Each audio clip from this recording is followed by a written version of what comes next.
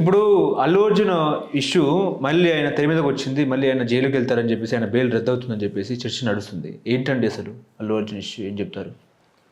మొట్టమొదటిగా మొన్నటి వరకు ఒక ఇష్యూ పెద్ద ఇష్యూగా తీసుకోవాల్సిన పని లేదు, సినిమా నటుడు లేదా అరెస్ట్. బట్ ఇవాళ నేషనల్ న్యూస్లోకి వెళ్ళిపోయింది. అవును, నేషనల్ న్యూస్లో టాప్ ట్రెండింగ్గా ఉందండి.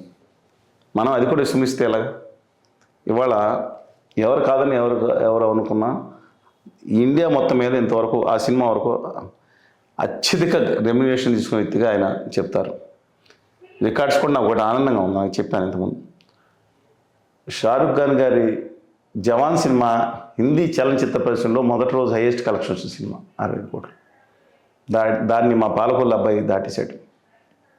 నిజంగా నేను జాతీయ స్థాయి ఇన్ని సంవత్సరాలు 1930 రాజా హరిశ్చంద్ర సినిమా ముఖ్య సినిమా వచ్చిన తర్వాత అవార్డులు పెట్టిన తర్వాత 60-70లో వచ్చిన ఒకే ఒక నేషనల్ బెస్ట్ యాక్టర్ అవార్డు తెలుగులో అర్జున్ గారికి వచ్చింది. అంటే నాగేశ్వరరావు గారు, రామారావు గారు, శ్రీరంగారావు గారు గొప్ప వాళ్ళు ఉన్నారు, వాళ్ళు తక్కువ వాళ్ళు కాదు, అవార్డు వచ్చిందని చెప్తున్నాను.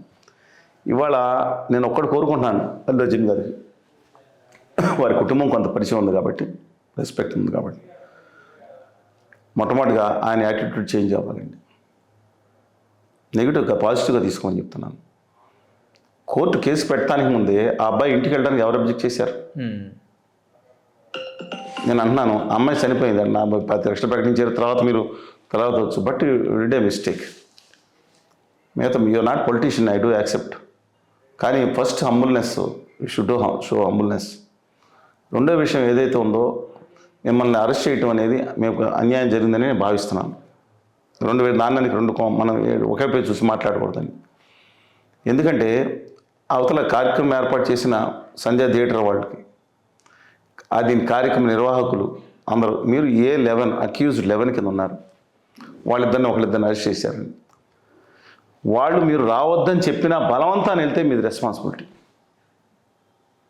వెళ్ళి బయట ఇంకోటి వేవింగ్ చేయటం అనేది ఇదే వేవింగ్ కనుక తప్పు అయితే, ఇవాళ రోడ్డు మీద స్టంట్లు చేయడం తప్పు అయితే, అనేక మంది రాజకీయ నాయకులు ఇంక్లూడింగ్ మన గౌరవ ప్రధానమంత్రి శ్రీ నరేంద్ర దామోదర్ దాస్ మోడీ గారు కూడా ఆ కారు డోర్ పక్కన చూసుకుని డోర్ ఓపెన్ చేసుకుని ఎన్నో అభివాదాలు చేస్తూ వెళ్ళారు. అది అన్ని భారత మోటారు చట్టం ప్రకారం అనేక నేరాలు ప్రధానమంత్రిగా చేయకూడదు.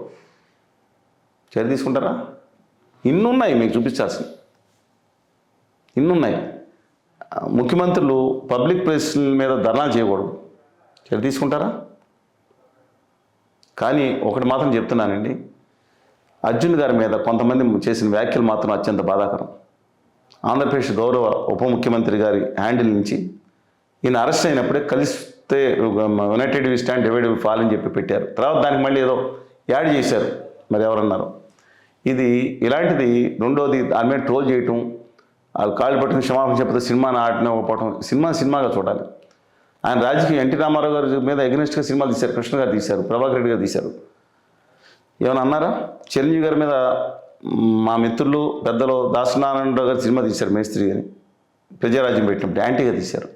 ఏమైనా అన్నారా? చిరంజీవి గారు అసలు పట్టించుకోలేదు. ఇవాళ ఆయన ఒక రాజకీయ పార్టీ నుండి కూడా ఆయన్ని అన్యాయంగా ట్రోల్ చేశారు. అర్జున్ గారిని చాలా అన్యాయంగా ట్రోల్ చేశారు, అనేక విధాలుగా ట్రోల్ చేశారు. ఆ సినిమాని ప్యాప్ చేద్దామని చూశారు అనేక మంది, రాజకీయ కోణం తప్పండి అది.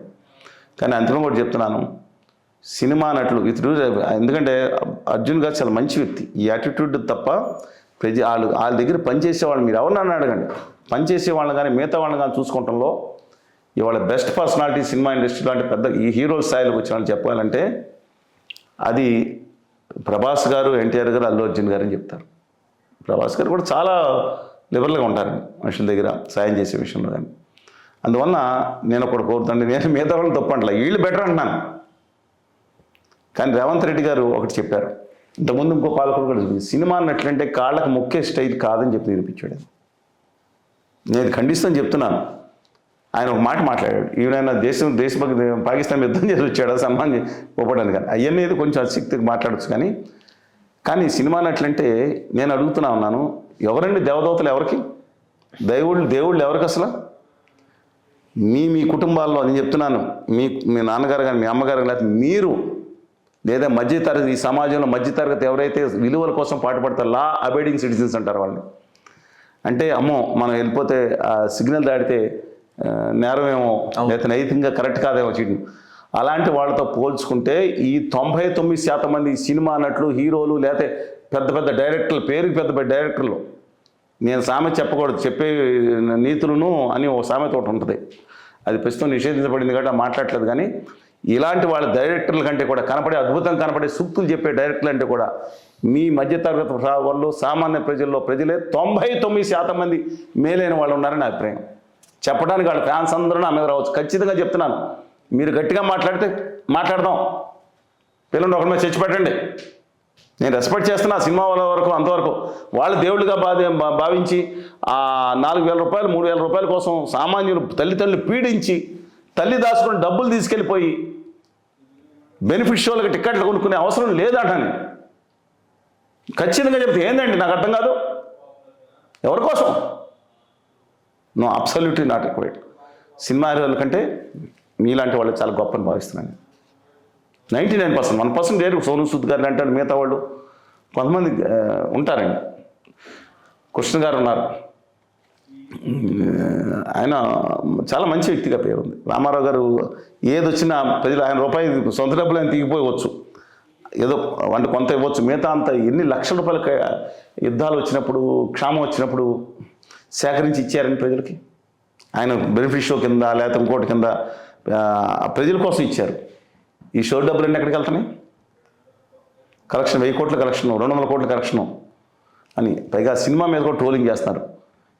ఎందుకంటే అదేదో స్మగ్లర్ అని. ఎవరు ఈ సినిమా స్మగ్లర్లు సినిమా చేయలేదా? రౌడీలు, కోండాలు సినిమాలు ఎవడు యాక్ట్ చేయలేదా? ఈయన మొదలు పెట్టాడు దేశంలో. ఏందని నాకు అర్థం కావట్లేదండి. అసలు హిందీ సినిమా కుళ్ళుకుంటుందో పక్కన, తెలుగు సినిమా స్టామినా చూసి ఏళ్ళు కొట్టుకుంటున్నారు. Absolutely not warranted. హోప్ ఆ అబ్బాయి కోలుకోవాలని భావిస్తున్నాను.